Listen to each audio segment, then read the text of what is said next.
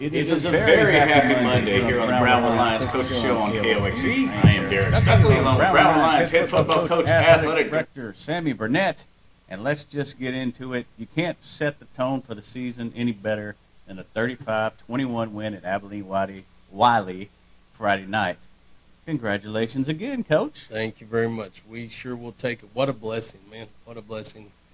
The goal is always to go there and perform the best you can in any game you play, but it's been a long time since Abilene Christian and Wichita Falls and us leaving that field disappointed, knowing we felt like we left something out on the field and felt like we were in total control, and it was our responsibility to finish that game, and we didn't do it. That we use that as fuel throughout the off season, and to see our kids work so hard and to go out there and grind. And I know I say those words, but I don't take them lightly. Our kids have worked extremely hard. They've persevered. They've gone through the heat. They've gone through the 5-day-a-week weight rooms that are just relentless. And they took ownership in that, and they started leading each other. And my greatest goal for them was to go out there and receive the rewards when they take those tests, which are Friday night when you're measured. And, boy, did they pass the test Friday night. You know, they played as a team. They played with great passion. Of course, you have mistakes. We made some mistakes, but we overcame those mistakes. We forced the opponent to make some mistakes. And their resolve was simple, man. We're going to finish this game in this business, and we're going to play for 48 minutes and for 4 quarters and let the chips fall where they may. And fortunately, we were blessed with a win. And they're hard to come by on Friday nights. We'll take them any way we can get them, and it sure makes a weekend a lot more enjoyable after a win, because if you don't, it weighs on everybody. Well, let's start with what may be the surprise of the night. Might have not been a surprise to y'all, but the offense scores 35 points to come out and score on the first 2 drives, which gave y'all all kind of momentum and confidence, and y'all kind of went from there. Again, I'm very pleased with our offense. I think, as of course, we're led by Ike Hall. Last year, Ike was in a different role, and we leaned on Conlon Anderson and our offensive line to help Ike get acclimated to the level that he's playing at last year, and now he's at that level, and he understands it, and he knows he has a great leadership role in what we have to accomplish on offense, and it all starts with him, whether it's his arm or whether it's his legs. And he exemplified why he's a captain and why his teammates elect him in that position, because they have faith in him. So he made some big plays on his own to help us out, but yet our offensive line, I thought, did a really good job. Up front, I see us gelling and sort of maturating into that offensive line that we think they can be, and they played really hard, and our receivers did a good job. Went out there and made some big catches. Some of our young guys played vital roles in what we were trying to do, and their hard work and efforts paid off. So I was really pleased with how we performed offensively. Yeah. Talking about the line, I know y'all have done this in years before, but it looked like y'all just wore them down as the game went on. Yeah, and I told them that when I saw that later in the game, I saw that they were getting on a knee and they were calling timeouts, and I just got them in a huddle. I told them, you're wearing on them. You're fixing to win that battle. It's going to become a lot easier for you. Have fun and relish in the fact that you've outworked them. And I say that, I don't know what they do, but apparently we were, mindset-wise, we were mentally tougher at that moment. I said, this is the time you got to go finish, and we scored a couple of times after that. So that was really big for our kids. Yeah. Looked like kind of got them wore down a little bit defensively, and then Jalen comes in and just kind of pounds them some more. Well, he's a hammer, isn't he? And here's the one, I'm the one holding the reins back on him. So if anybody wants to blame anybody for why Jalen's not out there running the ball all the time, is because he's also a linebacker for us, and our defense sets a tone for us, as I said from the get-go, and we've got to have him on defense, and we have capable running backs. We can platoon our running backs. They're good. And Jalen brings a different aspect, and there wasn't anybody wanting him out there more late in the game than me, and he was fresh, and he was able to move the ball. And the thing about Jalen is not your top-end burner when it comes on the track, but Jalen has great vision. And I've said that for 3 years. I mean, he's got great vision. He sees the hole, and once he sees it, he goes. And then he's about 185 probably, 190, and he's tough to bring down. So, that third down, and we get a penalty in that third down and 12 or whatever it was, right inside the red zone, and he takes it to the house. That was a big play for us. Yeah. On the defensive side of the ball, you only give up 78 yards rushing, and that, this day and age might not mean a lot, but they ran the ball 32 times, so that's less than 2.5 yards a carry. Yeah, and that was our MO last year. We made people throw the ball against us because our defensive our run game our ability to stop the run, let's say that, is big. I thought that Coach Jones and Coach Wilson did a phenomenal job of getting kids in and out on the D-line to help save our kids, to save their legs for late in the game. Thought they did a phenomenal job of personnel in that and getting them in when we needed them. And then, of course, Quentin and Davis and Cole all start on the offensive line, but they played a lot on the defensive side too. And on the defensive side, you have Weston Wolf, who plays defense all the time, and then he plays half the time at least on offense in the sniffer set. But on that side of the ball too, they did a great job of getting our receivers in.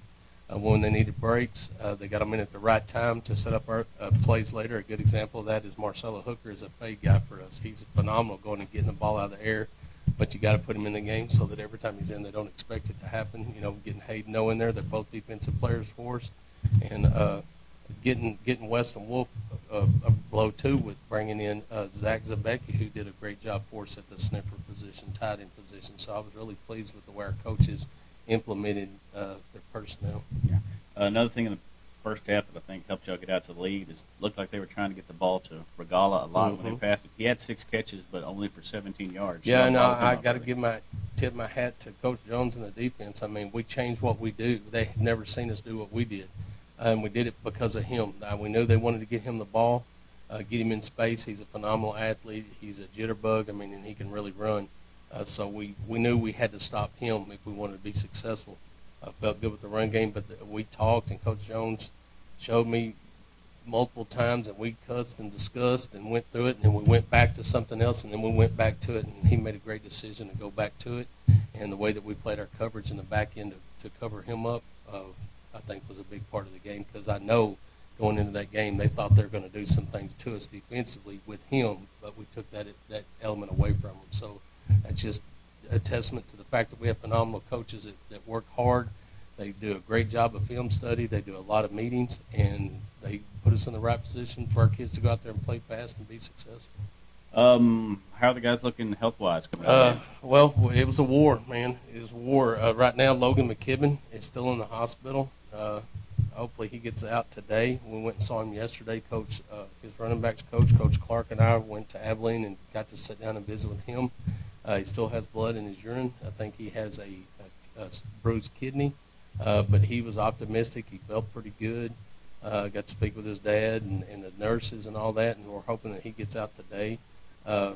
He's going to be okay, but we've got to be patient with him, so he's going to be out. Davis Lee's suffering from a knee injury. Hopefully it's not a outside ligament. Hopefully it's just maybe some meniscus. I'm not sure. So he's day-to-day. I don't know if he'll play Friday. Cole Miller has a ankle sprain that he hobbled through the game with and played through it, but we're having to treat him.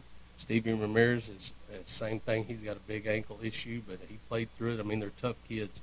They'll get treated all week. And then Sam Coleman has a shoulder issue. He went down with that, but yet he got up, and I was real concerned, thinking I thought he broke his collarbone, which would have been devastating for us. But he played through the game. He's sore, and he's got a hurt shoulder. It's something. He's a senior. He's probably going to play through the rest of the year. We're just going to have to treat him every week, and it changes what we do during this week for practice. We can't go in there and beat them up every day, and we got to find a way to get them prepared and not be as physical with those guys. But we have 5 guys right now that are pretty banged up, and others that have dings and bruises, but that's part of it. You just got to play through that. But those guys are willing. They have a strong desire and a strong heart, and they're tough, and they'll do what they have to do to get over the game. We'll keep our fingers crossed for those guys. Absolutely. Of course, Marble Falls coming up later this week.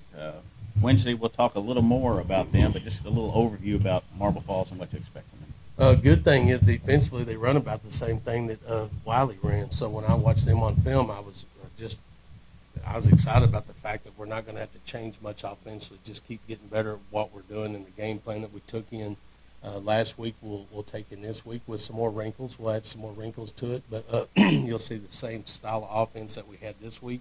My goal is not to run Ike as much. Ike's a guy we got to have in district and all that. You don't want to maximize the opportunities he has to get injured, but you can't. It's hard to hold the racehorse back. I mean, he's going to do what he does. He's going to see if he needs to keep the ball on certain reads. He's going to keep it. My educating him is when you get in a pile, and people are trying to tackle you, I'd rather you go down than try to go get that 1 or 2 extra yards and let someone come tee off on you and get you hurt. So go down easy is what I tell him, and he did a good job of that, I thought, Friday.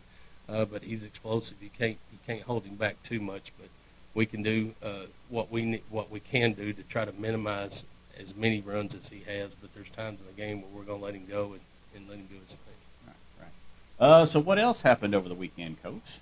Oh, let's see. We had volleyball action at Dublin.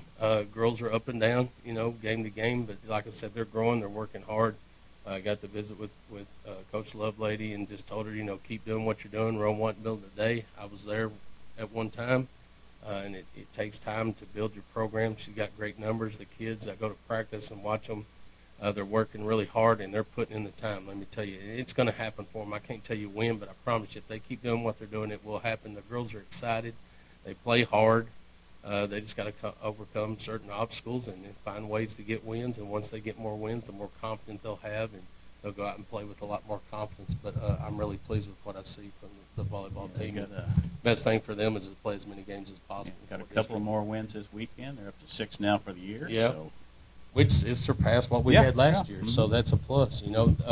They're going to play tomorrow in Granbury against North Central Texas Academy. Thanks for letting me know where that was, because I didn't know where it was. They'll go at 4, 5, and 6 on Tuesday, and then let's see, they're off on Friday, so they'll get a little break on Friday. Wednesday we have cross country. Brownwood's hosting our invitational. That's at 9:30. Thanks for that time. That'll be at Gordonwood Stadium. So if you're not doing anything that morning, go out and watch our kids run. There'll be some real strong opponents there. One of them, I think, is Goldthwaite. I think Goldthwaite's running really well in cross country, so they're going to be there, I'm sure. And it's going to be a good opportunity for our kids to get out and run again. And then, of course, Thursday we have all of our sub-varsity games, and we have a change in that. Comanche had some weather issues, so they had some facilities tore up. So we've moved the WAC team game to 5 o'clock at Gordonwood Stadium instead of Comanche. So we will host the game on Thursday. But those guys, our maroon team, will travel to Mineral Wells and play at 5 o'clock against Mineral Wells' freshman team. Marble Falls has combined their sub-varsities. They only have one sub-varsity team, so we had to find another game. So they'll go to Mineral Wells, and our JV will travel to Marble Falls and play at 5:30. And then we have tennis. We'll go against Keene in Glen Rose on Thursday at 4 o'clock. So a lot of Thursday action, and again, we'll host Marble Falls Friday night at Gordonwood Stadium at 7:30. JV had a nice win last week. Yes, they did. Our freshman team dropped their game against, I think, a really strong freshman team at Wiley. They've been talked about. That group's been talked about. That's some really good-looking kids, and they're really hyped up about that class. So our kids dropped that game. They played extremely hard, but weren't successful. And our combined team went to Wiley and played over there and lost their game. But our JV was dominant. Really was excited at some things I saw in that game. I mean, they owned that game from start to finish, and we're victorious 34-6. And then, of course, we won 35-21 on Friday night. So pleased with what they're doing, and look for good things from them as well. How about ticket sales for Friday night? Ticket sales, you can get them during the school hours, 9 to 12, 1 to 4. Go get your tickets. Again, those are reserved tickets are $6.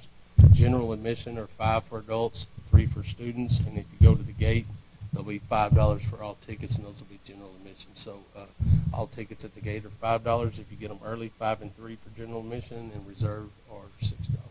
All right, very good. Anything else we need to talk about, Coach? Well, we better give a NASCAR report. And one of Texas's own, Chris Buescher, won again at Daytona. That's his 3rd win in 5 races, so it's neat to see a Texas guy win. He's a classy person. Has always done a good job. It is nice to see him win. And my guy finished 6th, and at Daytona you get in those big pile-ups, and bless Star's heart, her guy got in the middle of a pile-up that he really wasn't his fault. He was just caught in the middle. It was about a 20-car pile-up, and he wound up a couple laps down, but he was right in the middle of the race trying to help Chase Elliott get a win, but it didn't happen. But that happened. I'm fortunate, too. My guy just barely missed getting wrecked, so I got a little lucky. So I can't hack on her today, but it's nice to see Chris Buescher, who's a classy dude, go win another one. Good deal. And Ryan, too. Yeah. Barrel roll. Oh, man, he that was one of the worst wrecks I think I've ever seen. He flipped like 10 times, and that car was tore up. It's amazing how protected those guys are at 200 miles an hour to watch them wreck. It's crazy. I really was worried about him. But that's the Monday evening NASCAR report. All right. Anything else we need to mention, Coach? Yeah, we better mention those sponsors, of course. Auto Glass Magic, Burner Auto Group, Syntex Body and Paint, Syntex Equipment Sales, Citizens National Bank, Dan Hill Containers, Dr. Bon Young, Dr. Pepper Bottling Company, Edward Jones Investments, Hendrick Medical, Howard Enterprises, Humphrey Pete's, Parkland Funeral Home, Landmark Admin, MC Bank, Painter and Johnson Associates, Smith and Sharp Agency, Sonic Drive-In, Stanley Chrysler, Texas Bank, Weldon Wilson Electric, Western Bank, and Louisiana. All right. We will be back Wednesday to talk a little more about Marble Falls here on the Brownwood Lions Coaches Show on KOXE, KOXE.com, the KOXE app, and the KOXE Facebook pages. Have a great day, Brownwood.